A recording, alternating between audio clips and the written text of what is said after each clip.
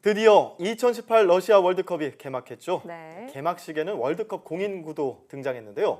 그런데 이 공인구하고 세상에서 가장 냄새나는 과일 두리안과 공통점이 있다고 합니다. 그 사이에요. 예. 바로 우주라는 키워드인데요. 어떤 이야기인지 한국우주환경과학연구소 이태영 소장과 함께 자세한 얘기 나눠보겠습니다. 어서 오세요. 네, 안녕하십니까. 네. 네.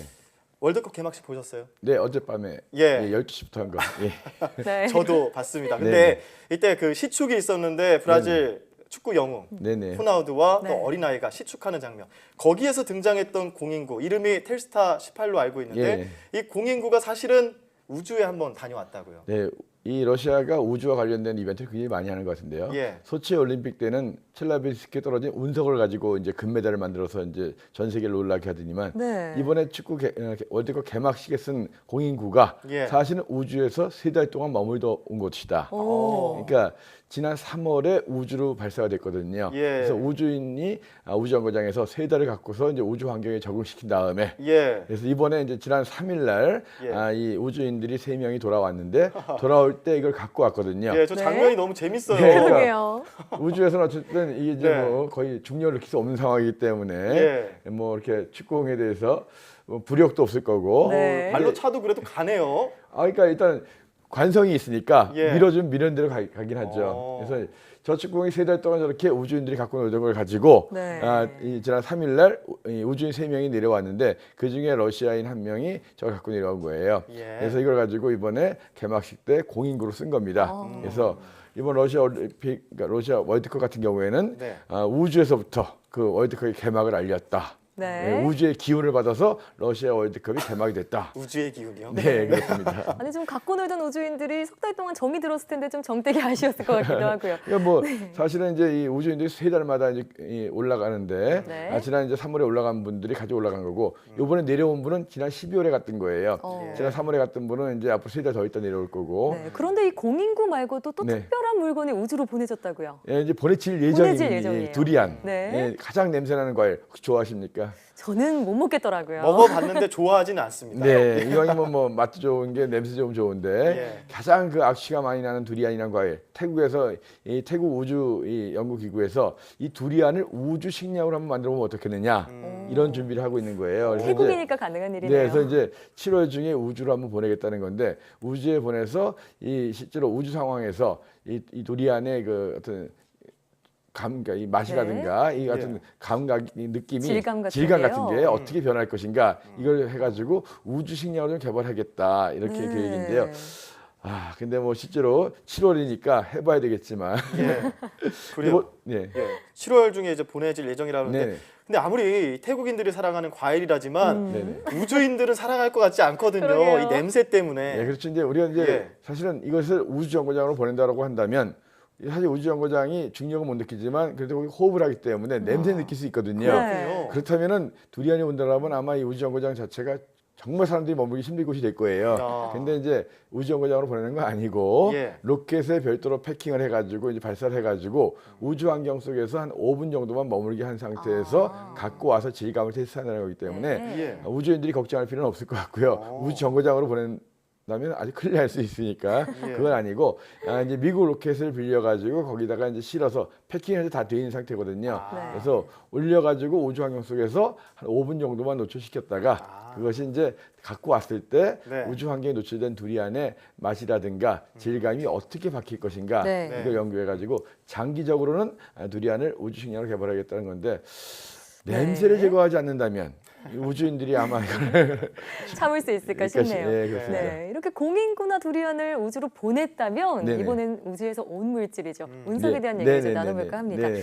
국내에 떨어진 운석을 실제로 볼 수 있는 전시가 열렸다고요? 네, 그렇습니다. 이제 이 대전의 국립중앙과학관에서 이번 달부터 운석 전시회가 있는데 철운석. 그러니까 국내에서 발견된 가장 큰 철운석이 2월 달부터 전시가 되고 있거든요. 네. 그래서 국립중앙과학관의 자연사관에 가시면 철운석을 볼 수가 있습니다. 가평에서 발견된 운석이거든요. 그래서 1999년에 가평에서 발견된 운석인데 그 지역에 발견됐기 때문에 운석을 가평 운석 이렇게 네. 하는데 그래서 국제 운석학회에 이제 공인된 그런 운석입니다. 예. 원래는 크기가 이제 뭐 한 180km 정도 되도록 굉장히 큰 거였는데 오. 네. 이것이 이제 처리하는 과정에서 5조각을 내 가지고 아. 이번에 이제 전시하는 것은 그 중에 이제 가장 큰 부분이 한 72km 정도 되는. 네. 그래서 손으로 이것이 이제 운석 같은 철운석 같은 경우에는 울퉁불퉁하고 이제 그 뭐 용암에서 나온 것처럼 구멍들이 네. 많이 패여져 있거든요. 예. 그래서 이런 철운석 자체를 갖다가 직접 이 국립중앙과학관에서 전시를 한다 하는 거거든요. 네. 네네. 아, 하나의 운석이 5조각으로 쪼개져서 뭔가 이렇게 보내지고 네. 헐리우드 영화에서나 나오는 그런 소재 같은데 드래곤볼 네, 네. 같기도 하고요. 네네. 그 중에 하나를 이제 전시해서 직접 만져볼 수도 있다고 하는 거잖아요. 네, 그러니까 이제 결국은 이미 연구할 만큼 했고 그러면 이제 떨어진 지 얼마 안 된 것들은 우주 환경 연구하는 굉장히 중요한 자료가 되겠지만 이제 네. 오래된 것들은 사실 연구용으로는 가치가 별로 없고 그래서 이제 사람들이 직접 우주에서 온 철이니까 예. 만져보면서 우주의 기운도 느끼고 우주의 기운을. 예, 그리고 이제 오늘 자주 우주 나오네요. 네 그러네요. 근데 이제 또한 이제 우주에 대한 호기심을 많이 갖게 하기 위해서 이제 네. 지금 만져볼 수 있게 하는데요. 예. 사실 외국 같은 데서는 자연사 박물관 같은 데 가면 커다란 운석을 직접 만질 수 있는 기회가 많아요. 철운석들을. 그렇군요. 근데 우리나라 같은 경우에는 우리나라에 떨어진 이 철운석들이 많지 않다 보니까 그쵸. 네. 직접 만질 수 있는 기회가 별로 없거든요. 네. 예. 방금 많지 않다고 하셨는데 네. 실제로 운석으로 인정받고 있는 게 총 석 점이라고요. 예, 우리나라는 이제 사실은 공식적으로 국제운석학회에서 이제 운석이라고 이제 인정된 게 3개가 있는데 지금 말씀드렸던 1999년에 떨어졌던 철운석, 네. 가평운석이 철로는 유일하고 예. 그다음에 이제 몇 년 전에 우리가 그 진주운석 떨어진 거 한창 한창 화제였죠. 운석 사냥한다라고 네, 해가지고 찾으러 돌아다니고요. 예, 이건 이제 돌로 된 운석입니다.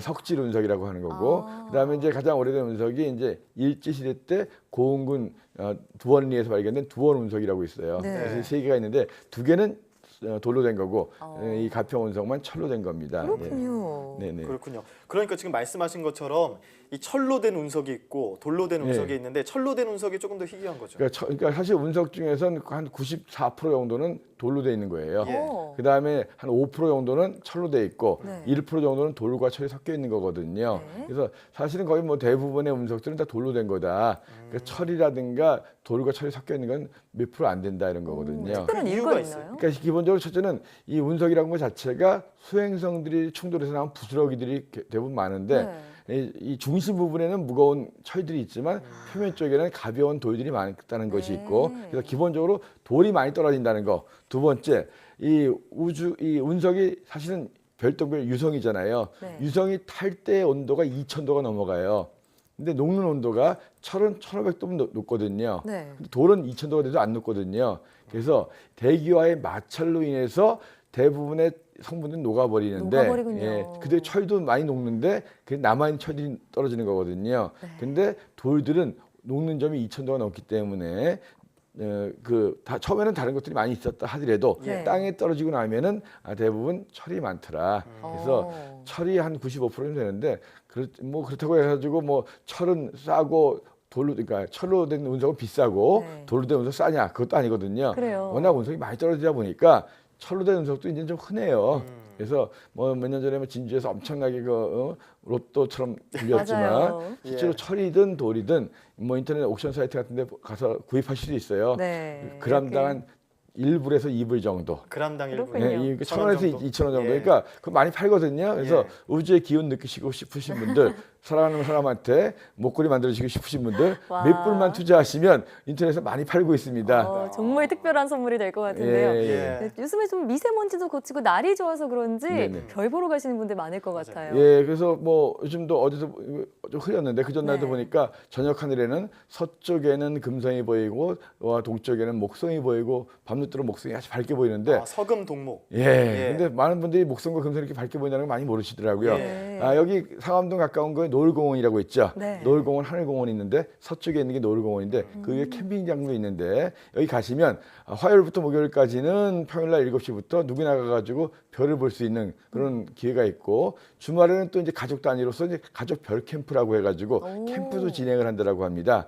그래서 서울 하늘에서 무슨 별이 보이겠느냐 이런 고민하시는 이런 뭐 말씀하시는 분이 있는데 네. 예. 직접 가서 보시면은 서울의 하늘에서 충분히 별이 보이거든요. 그래요. 특히 여기서는 망원경을 놓고 별을 보여주기 때문에 웬만한 별들 다 보입니다. 네. 그래서 시골 하늘에서 보는 것 정도로 목성이든 금성이든 잘 볼 수 있고 물론 이제 은하수를 갖다 맨눈으로 보기 힘들겠지만 망원경을 이용해서 밤하늘의 별을 볼 수 있는 그런 것을 이 상암동 노을공원 가시면 네. 가족 단위로도 할 수 있기 때문에 혹시 가시고 싶으신 분들은 서울시 예약 사이트 네. 예약.서울.go.kr이나 산과 공원에 대한 서울 사이트 parks.서울.go.kr 여기 들어가시면 예약이 가능하니까요. 한번 서울 하늘에서 별 보시기 바라고요. 네. 가까우시니까 두 분 앵커님들도 네. 끝나시고 한번 방문해 보시기 바랍니다. 다녀와야겠어요. 네. 예, 감사합니다. 자, 요즘 하늘 보면 별 보기 좋은 날씨네 네. 이런 느낌이 드는데요. 한번 별 여행 떠나보시는 것도 좋겠네요. 지금까지 한국우주환경과학연구소 이태영 소장과 함께 이야기 나눠봤습니다. 오늘 말씀 고맙습니다. 고맙습니다. 네, 고맙습니다.